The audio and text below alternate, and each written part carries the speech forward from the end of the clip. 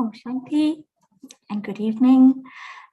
Before we go any further, I just want to do a quick sound check because I'm not using a headset and just relying on my PC audio. So if I could just ask for someone to give me a thumbs up in the chat box if you can hear me okay.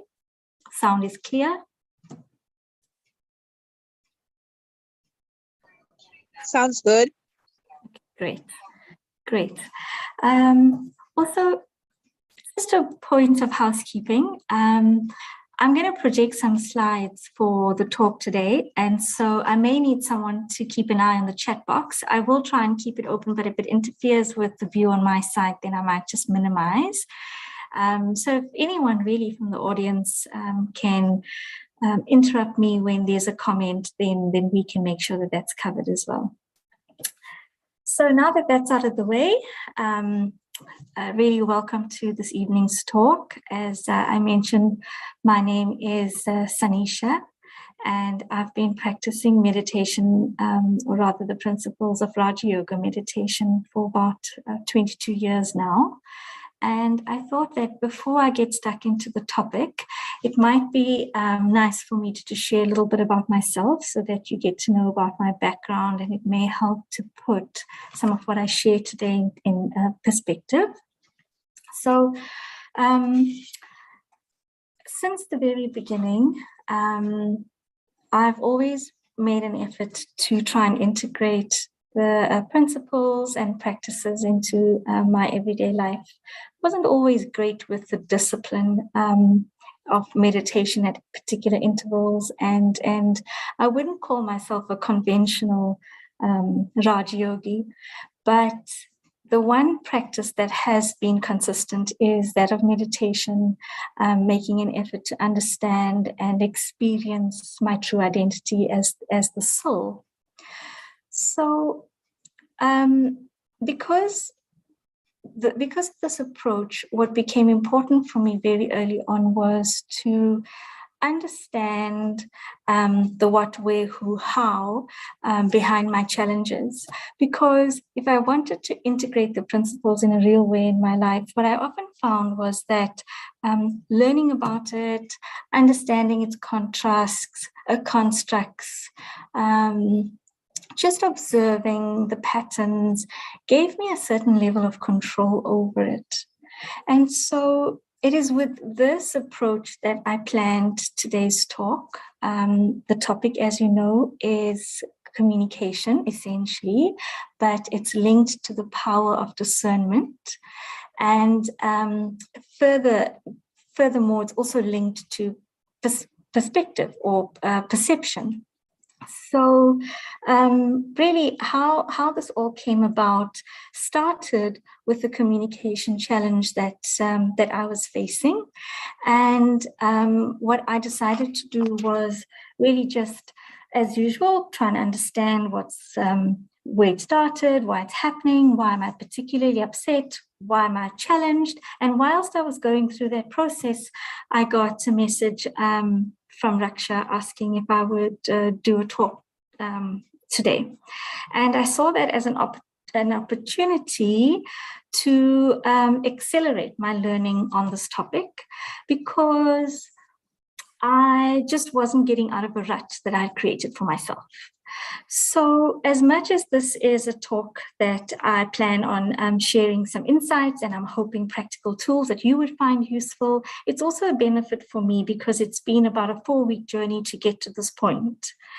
So I mentioned that I was facing a communication challenge that I just wasn't managing to detangle myself from. And when I reflected on moments in the past when I had something similar, I asked myself, how did I overcome it? And I was just reflecting on those successes. And at the heart of it was the power of discernment. And then I asked myself, why am I struggling now? And at the heart of it was the power of discernment, or the lack of it. So that's why I linked these aspects, discernment, perception, and communication. And obviously a thread within that is meditation. I chose the topic because I had to practice and deliberately increase my capacity of discernment. And so within that was the very honest question of what is discernment?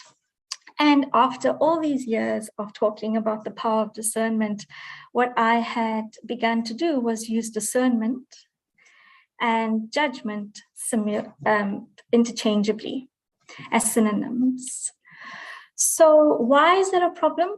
And how did that impact on the communication challenge that I had? And why am I recommending today as a practical tool to build discernment capacity? Well, I hope to answer these questions as we go through the next couple of slides. So before I move to the next slide, perhaps just to give you a moment to ask any questions, or if there's a particular area related to communication or the power of discernment that you would like me to focus on, then you can pop it in the chat box and I'll make sure that I cover it at some point. And while you do that, I'm just going to quickly get the slides ready. So I'm going to share screen.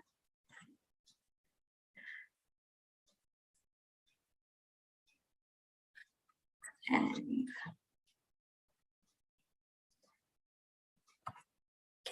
so using the power to discern, you improve communication, and it's all about perspective. So I'm going to start with a meme, a rather interesting positioning of discernment. And I'm going to give you a moment to just read it, and then we'll go through it together.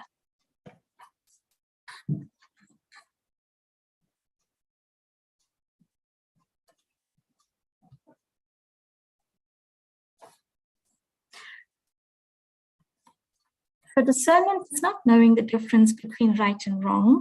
It's knowing the difference between right and almost right. So I'd like to use this opportunity for a little bit of engagement.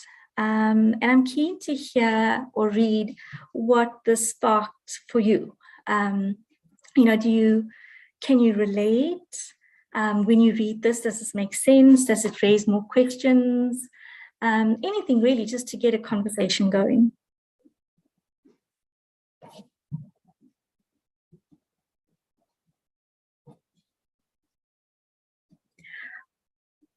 I'll give it a couple of minutes because there's sometimes a delay between you hitting send and it coming through.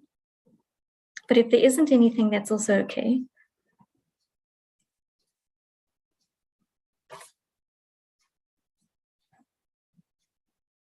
Okay, so I'll take that as a signal to move on, but perhaps I could just prompt that you write this down and give it some thought, and maybe, if at all possible, have a conversation with a friend about it, just to churn it a bit and unpack it.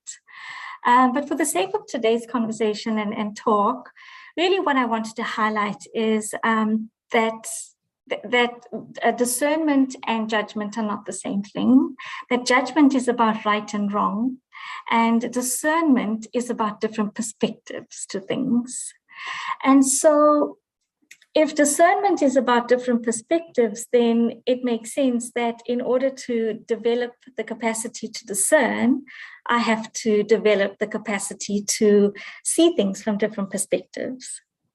So you can see the logic that I'm trying to create very small stepping stones towards improving communication as a whole, but keeping at the heart of it the power to discern.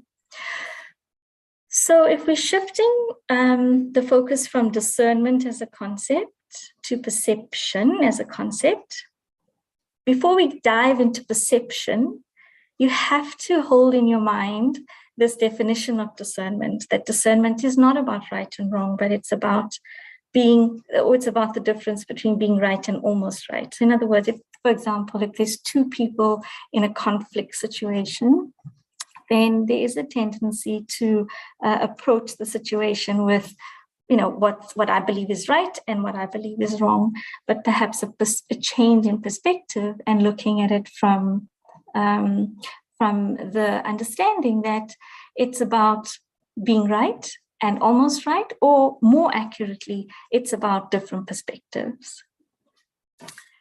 So if perspectives is the next subtopic, let's just create a little experience to experiment with. So you may have seen this before because I've used it in many talks that I've conducted, but if not, all the better. And if you have seen it before, then just bear with me as we go through the exercise. So you'll see an image on the screen now, and what would you say? And you don't need to respond in the chat box or unmute, but I would love it if you would, but no pressure. But if I said to you that I find the eyes of the horse to be sad, what's your reaction? I find the eyes of the horse to be sad.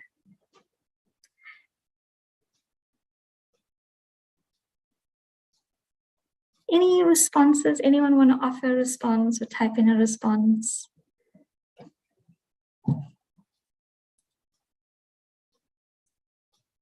Okay, not a problem if you don't, as long as you are processing with me as we go along. So what I'm hoping happened is that when I asked when I made the statement that I think that the eyes of the horse is sad, I'm going to pause there because I see that someone raised their hand.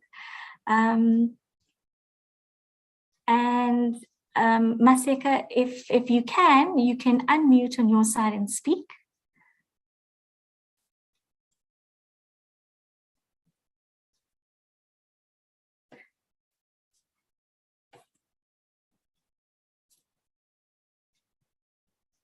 No, not working.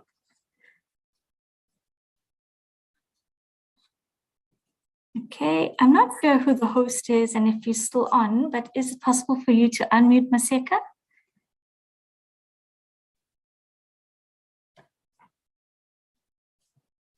I'm sorry about that, but I can give you a couple of minutes to type in your comment if that would help. Maseka?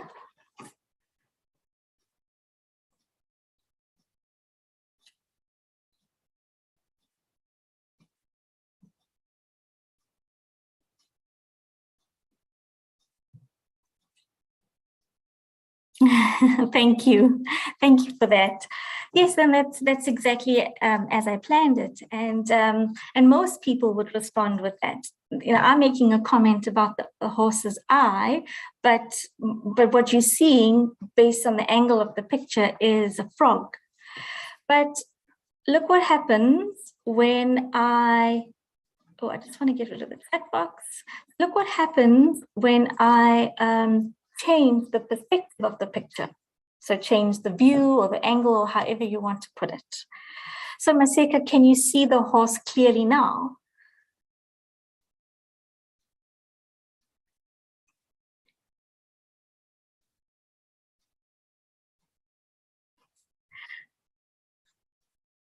Okay, great. Following the comments, okay, great. So really the point here is that, again, linking to the definition of discernment, that if we approach the understanding of discernment as the difference between right and almost right, and then we use this example and experience of perception to make sense of it, what I'm trying to create is that when I saw the horse, I was right. And when you saw the frog, you were right. So from your perspective, you were right and I was almost right. And from my perspective, I was right and you were almost right. At least that's how I've processed this meme and used this meme to unpack my understanding of discernment and my experiences of discernment. So perhaps this doesn't make perfect sense to you, and that's okay. If you're not quite relating to this example, I think what's most important at this time is that you understand that I'm making the link between discernment and perception, and I'm saying that discernment is not about right or wrong, and that if you are in a conflict situation and you're having to engage in communication with the individuals in that situation, then the first step would be to build the capacity to see different perspectives. But I think that this is quite common knowledge, and perhaps, you may be wondering, well, that's easier said than done. And how does that link to meditation? And if so, then that's what the next slides aim to do. So just to, again, close off the topic on discernment and really break this myth of discernment and discernment being judgment.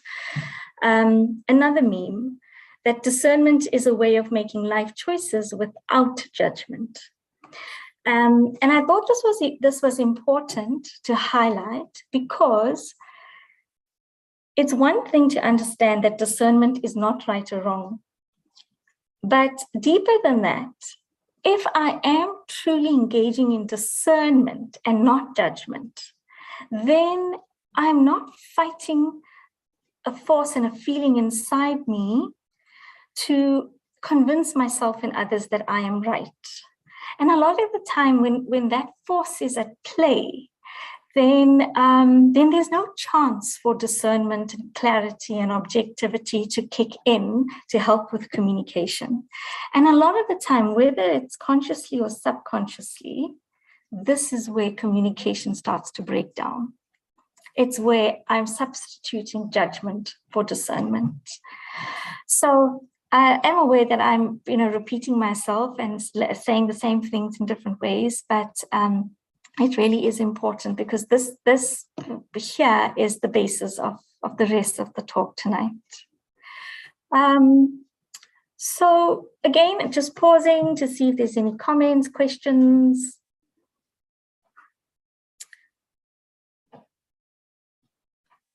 Okay.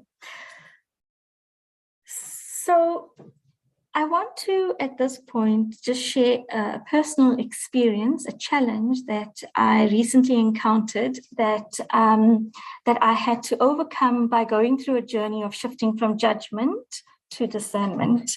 It was a communication challenge at heart, but obviously at the time it didn't present itself as that. It presented itself as conflict, misunderstanding, and it was between family members.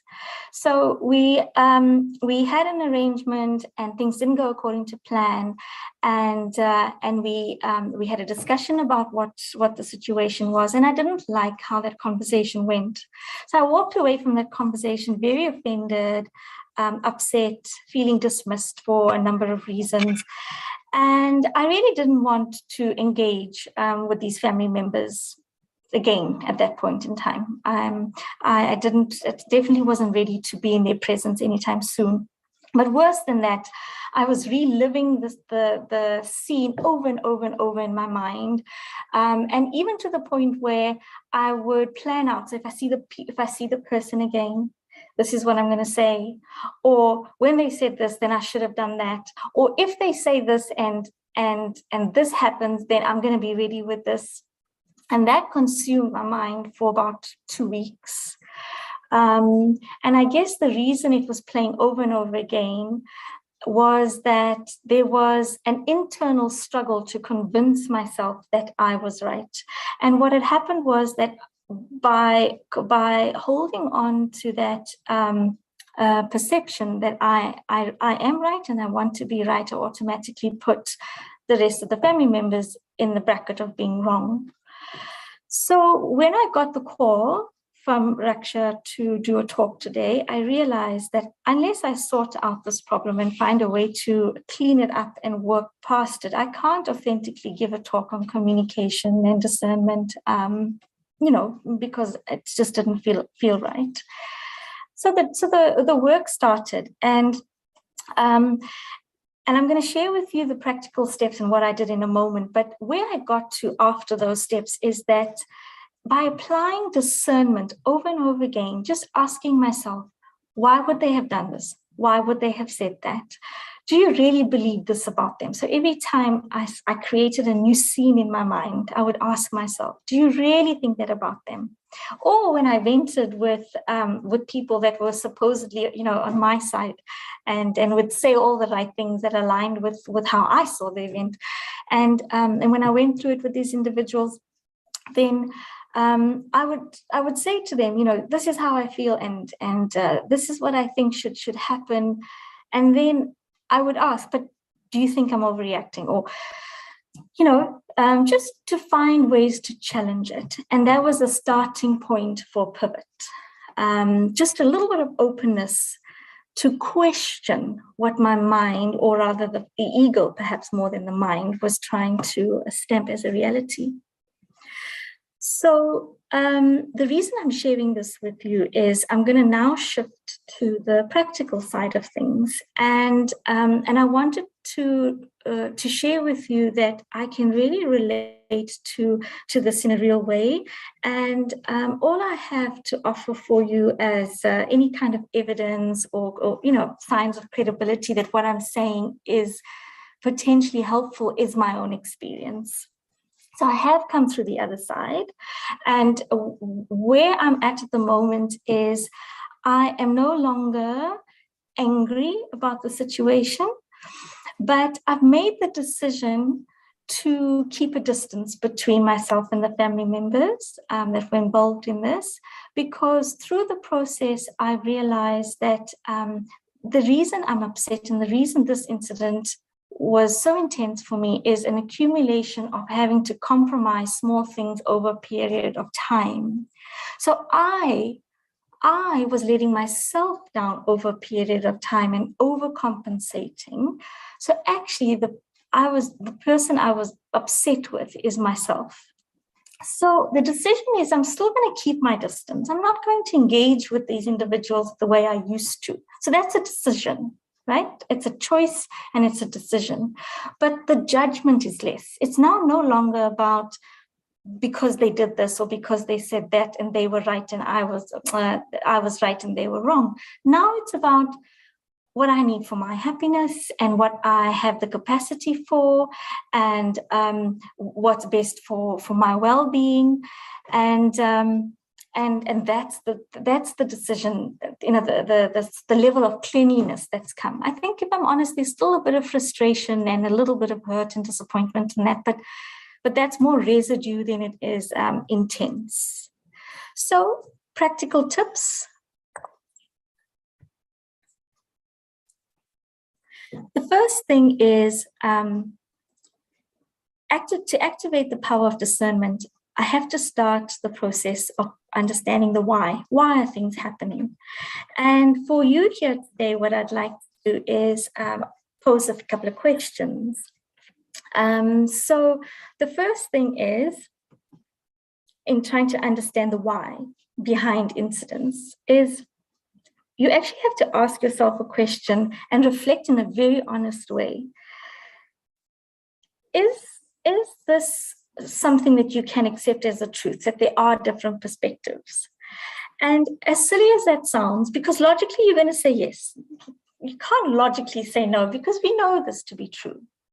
That of course I can accept that there's different perceptions, perspectives and different perceptions to things. But the thing is, the reason why you've got to sit down quietly and ask yourself this question is because subconsciously, and perhaps due to past hurts and wounds and so forth, there could be a subtle but forceful belief that I need to be right to protect myself. And as long as that's there, then it's always going to be the force that will come up and trump the logic that you know. You know that there's different perspectives, but in the moment, what will happen is this force will come up, and then you start doing what I did, replaying different scenes over and over again in your mind. He said this, and I said this, and I should have said that. That's happening because the mind is desperate to hold on to that perception that I am right. And the more you ask this question, and you really like, you have the mindset, if the response in the mind says, yes, of course, I can accept these different perceptions. Ask your mind, really? Do you really believe that? And challenge it and try and get to the depths of the beliefs that that's associated. And perhaps a way to help you with that is to ask yourself this question in reflection of a situation that's related to conflict, a difficult conversation that you had or an argument that you had, and see what comes up. So that's experiential. And if we were face-to-face, perhaps we could have engaged a little bit more on that. But I'm going to leave you with that point of reflection. And later on, you'll see I created a space, an online space for a week, that if you wanted to engage with like-minded people around different perceptions, if you want to post something, an incident that happened, and you want to get different takes on it, we can do that. And I've just created a Padlet discussion board, a private Padlet discussion board that we can use for a period of a week to do that. So that's the first practical tip, and I'm going to leave you with this exercise. And I trust that by now, if there were questions and comments, that you would be typing it in the chat box. I've been trying to keep an eye on it. But seeing that there isn't anything, I'm going to move on. Okay. That was the first practical tip. The second one now is a set of a few steps. So I'll go through the steps, and there's one or two that I want to zone in on. And of course, if there's anything that you want me to cover in more detail, you can always just give me a prompt. So the first one is the acceptance of my identity as a soul. And this is the aspect that's related to meditation. But I will come back to that in a moment. But that is one of the main sort of ongoing daily efforts and tools that you can use. But more on that in a moment. The next practical tool that we can talk about is for you to find opportunities of. Sorry, the grammar's off here. What I meant to say was for you to find opportunities to practice with different perspectives. And what I mean by that is you may have a friend that you're close to, and there's a trust relationship. So if your friend is going through a particular conflict with a particular person or group of people, then ask if you can help the person to process the situation, and maybe take on the role to try and find different perspectives.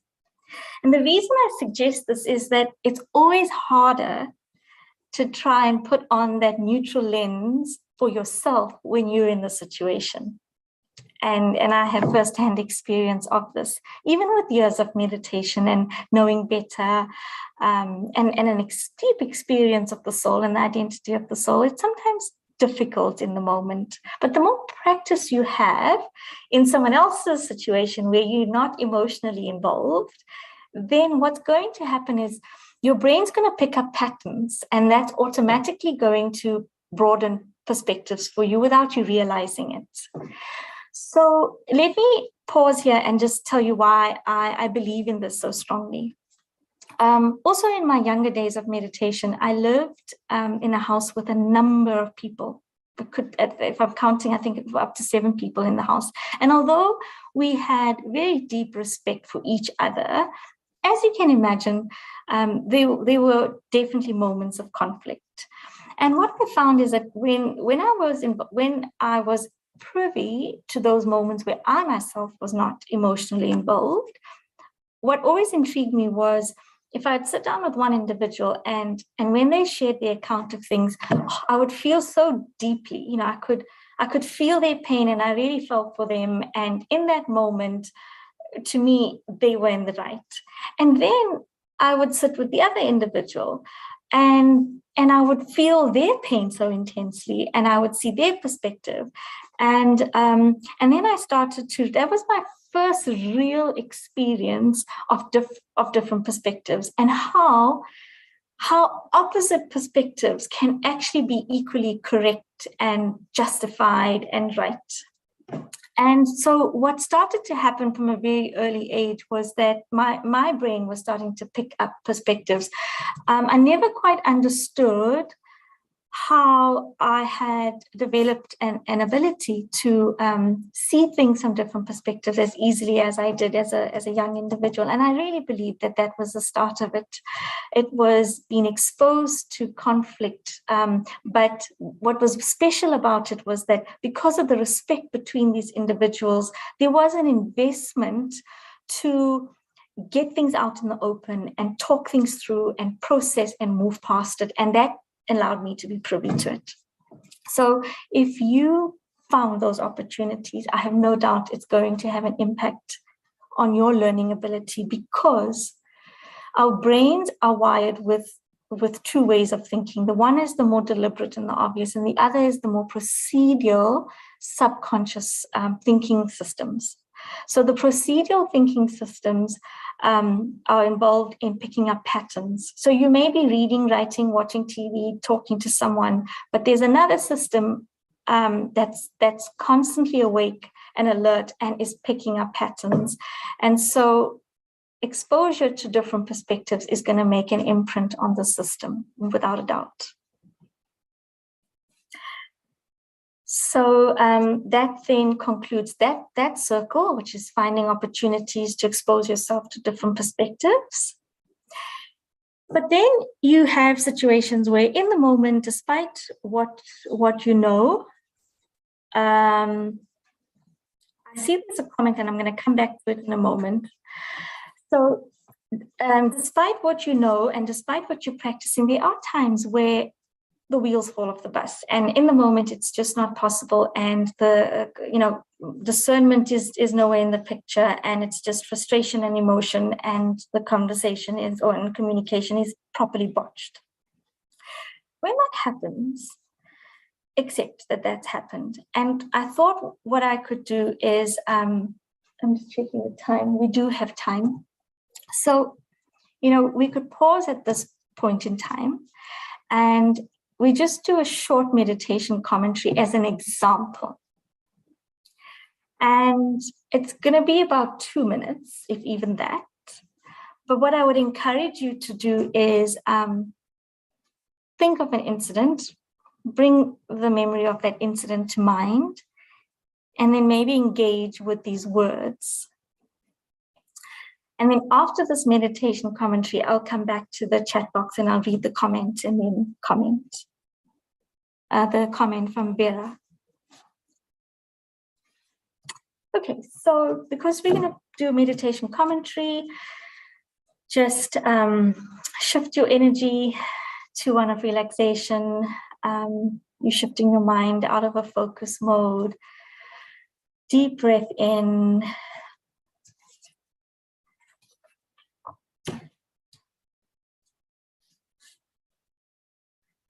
And you bring to your mind a memory of a recent challenging conversation, perhaps an argument or conflict.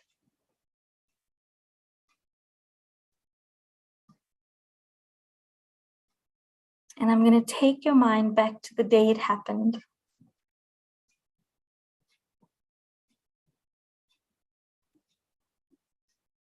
And then the thoughts to follow, the words to follow, will be an example of the kind of commentary that you can lead for yourself the next time you're in this situation.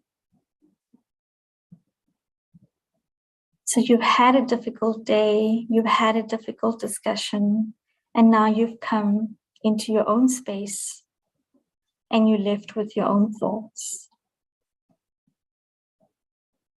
I allow the body to relax.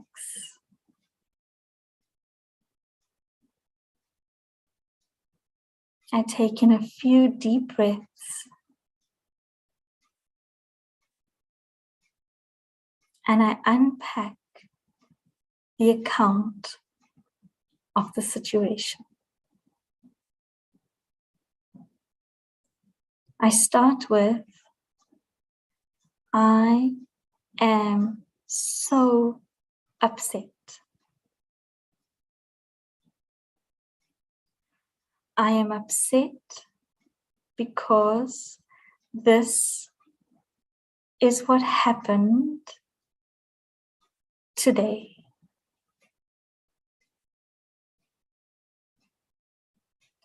Slowly, moment by moment, I write down all the reasons that explain my feelings,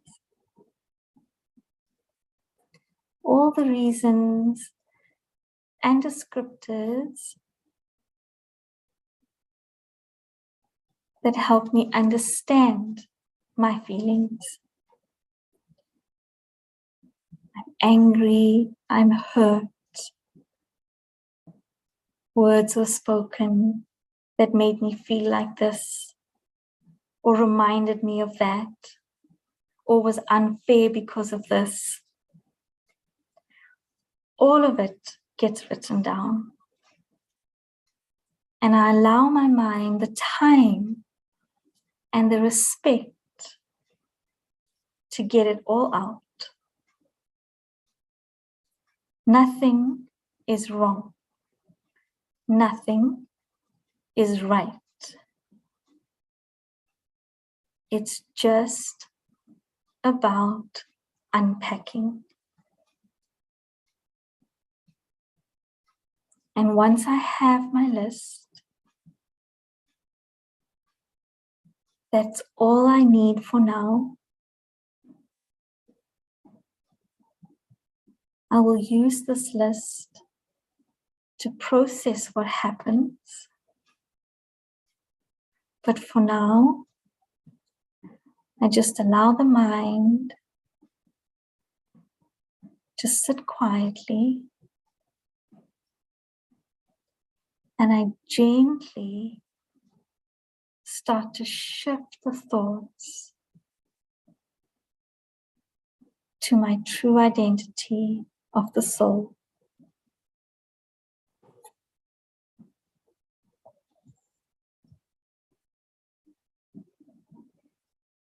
For 1 minute, I hold the image that I am light,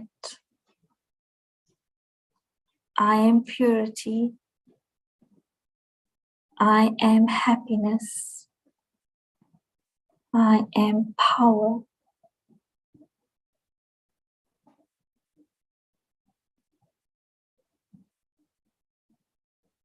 And I allow these words to linger in my mind as I gently bring my thoughts back to the present.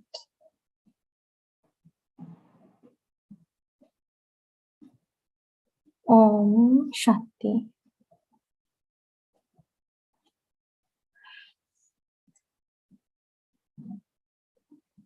So this commentary would be recorded, and if you are not experienced in meditation, and if you would like, then you could always come back to this recording and just cut out that segment of the talk and then keep it to fall back on.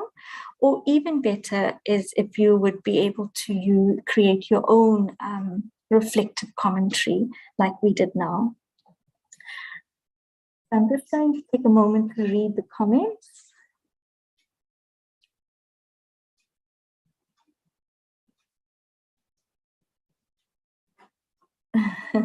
Okay, thanks Vera for the question. So one of my principles is the devil's always in the detail, and that I avoid generalizing. So, the obvious things would be to try and get the two brothers together to talk it through, and maybe even a little sneak attack setup, where you create a situation and then they end up in the room and then they have to chat or whatever it may be. These are sort of common general ways of dealing with it, but it may end up making things worse if I don't understand the context. So I think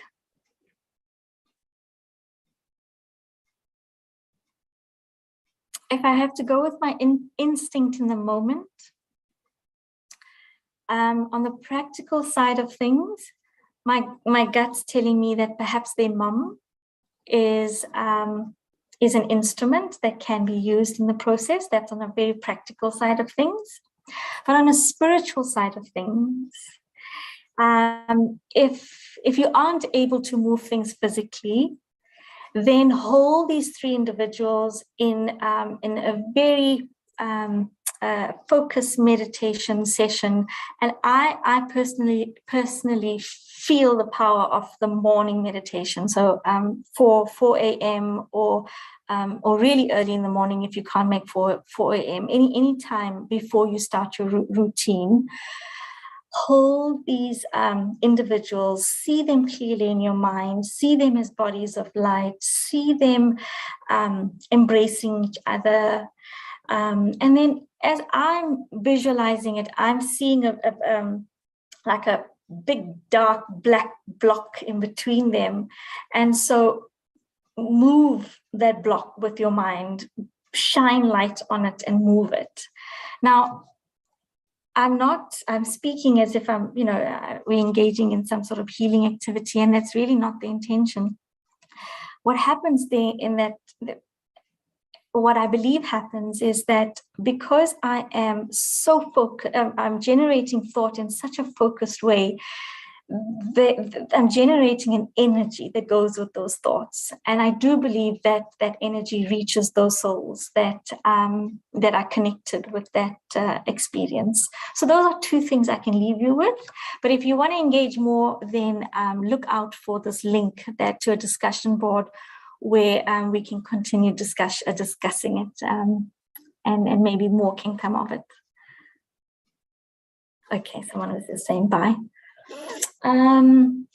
Okay, so we're nearly the end of the talk, and I said that I'm going to come back to this, the first bubble on the previous slide, which was to ask yourself if you believe that you're a soul, or to accept the identity of the soul. Now, I haven't gone through the participation list, so I mean there may be some names that I recognize, and I bet that there's people connected today with various levels of meditation. But regardless of how experienced you are with Raja Yoga meditation, do this little experiment where you ask your mind this question: do you believe that you are a soul? And see what comes. If not that question, then to ask the mind, who are you? Who are you? And see what comes. So again, just a short explanation of why I have such strong belief in the system is that, again, when I was much younger and I was trying to get to grips with things that would make me anxious, especially before I had to give a talk or teach on a topic or whatever it may be, just to try and calm myself down and activate feelings of peace, I used to ask myself, who are you? Who are you? As if like I'm trying to psych myself up, like a pep talk of you're a soul, so you're peace, and so be peaceful. It's like I'm instructing myself to be peaceful. But what I realized in those moments was that when I asked myself, who are you?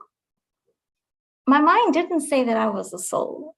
And that was quite interesting for me, because here I was training on meditation and, meditating for possibly about 5 years then, when I had this realization. But there wasn't an acceptance deep down in the psyche that I am the soul. And then, of course, it meant that there couldn't have been a real experience of the soul, because there wasn't an acceptance of it. There was maybe feelings of peace and that kind of thing, but not an acceptance that I was a soul. So I started to work on that deliberately, and not in a way that I'm brainwashing myself to believe that I'm a soul, I'm testing assumptions and beliefs, and I'm asking the mind, who are you? Who are you? Who are you? And when it gave responses, I challenged those responses to the point where nothing else made sense to me other than that I am a soul. And so that experience had really then deepened my meditation experience for myself. And I felt that it took me into a more real experience of the self. So I'm sharing that with you today as the final piece of the practical toolkit, because a daily and ongoing practice over years of the experience of the soul, no doubt deepens discernment and tolerance and accommodation as powers, because it all comes from who I am as my true identity. And so now, although I still get upset, and there are still times when these difficult conversations make me anxious, and there's even times where I do still botch up communication in a conflict situation. Despite all of that, I can't think of a single time where the relationship was broken to the point where it's unfixable. So I do think that although my journey has been a bit of up and down in terms of communication and relationships and resolving conflict, it's been up and down in an upward direction. And so that's what this practice will do, is that it will just give you that lift when you're dipping inside due to a challenge on the outside. So it's nearly 10 to 8. I am going to quickly share this with you before we bring the talk to a close. What you see here on the screen is a QR code. And for those of you who know how to use a QR code, really, all you need to do is scan it and it's going to take you to a website. But if you don't know how to use a QR code, then that's okay. What I'm going to do now is put a link in the chat box. Let me just get that link for you. Copy link, come back to the chat box.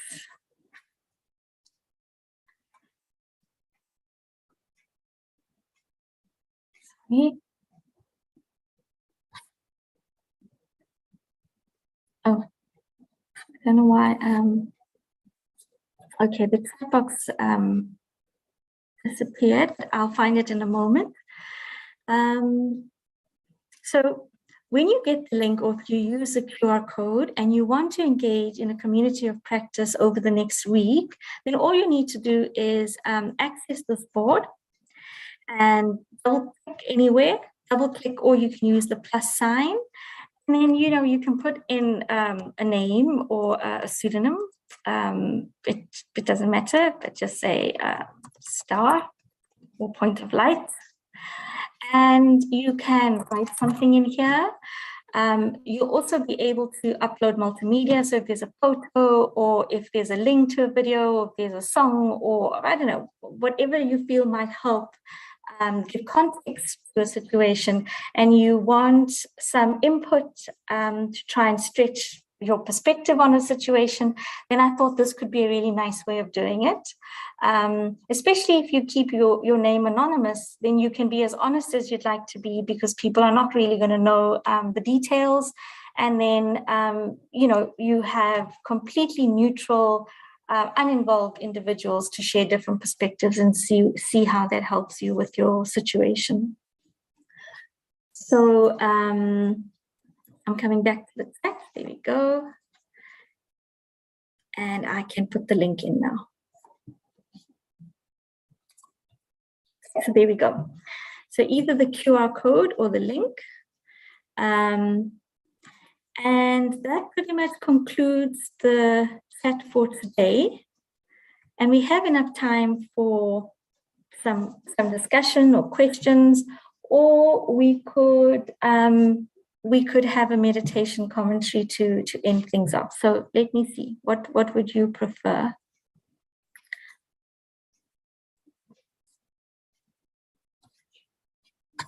No questions?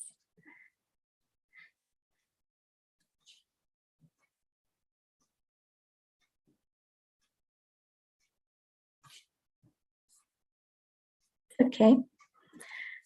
So I'm going to stop sharing my screen. Can I just ask if is the host still on? No. Okay. All right. So let's then use the next 10 minutes for meditation, and then we will end the talk at 8 o'clock on the dot. So I'm going to share my screen again. This time I want to share the sound.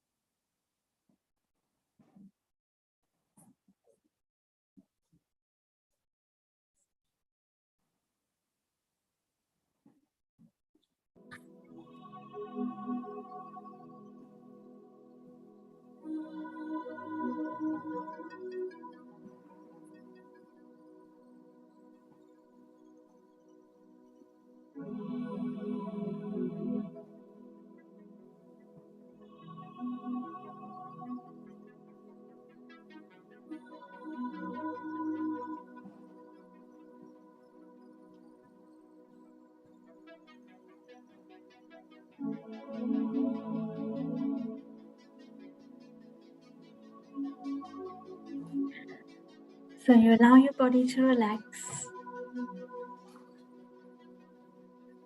as we process the key takeaways from today's talk.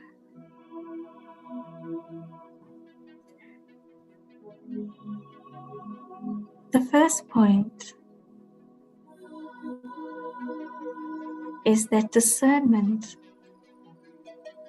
is not about right or wrong.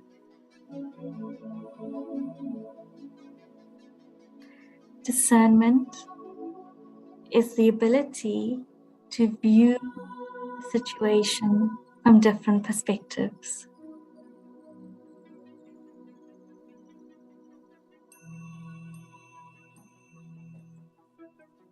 I build my capacity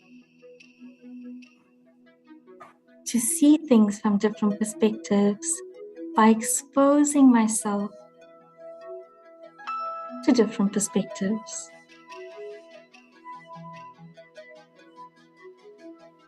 I can help others process their challenges in communication or conflict.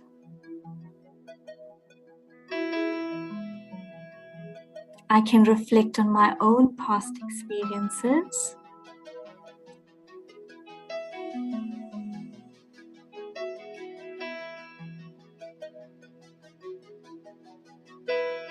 Or I can use a friend to process my challenges.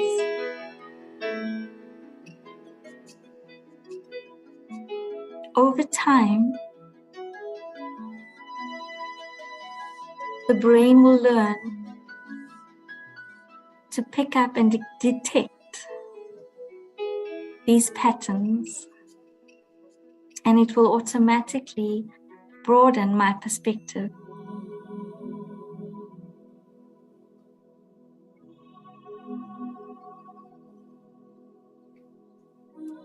Meditation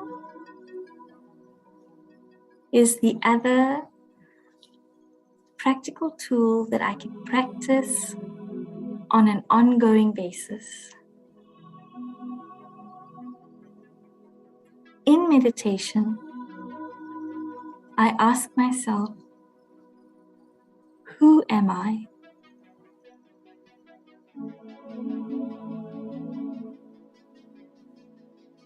I allow the mind to give me a response. Who am I?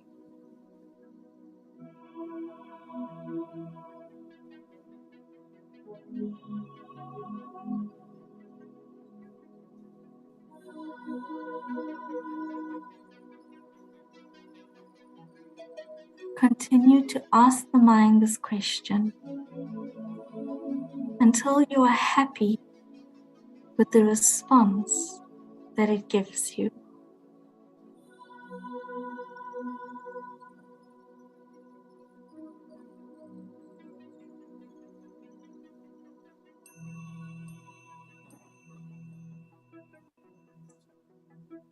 I want the mind to deeply accept that I am a soul,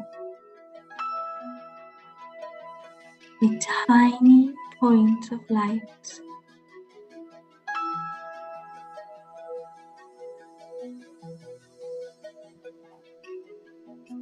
pure energy,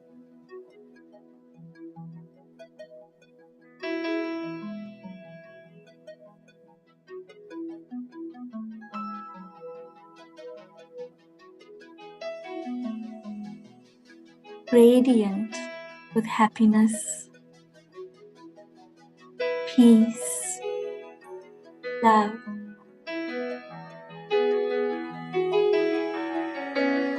and power.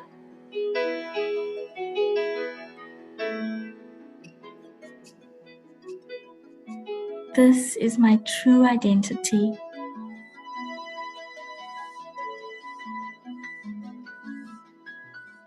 And my true identity will always act as my guiding light through moments of darkness.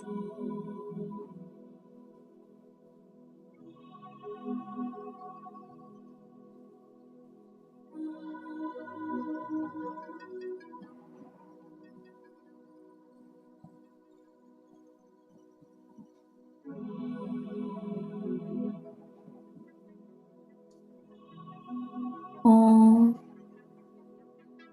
Shanti and good night.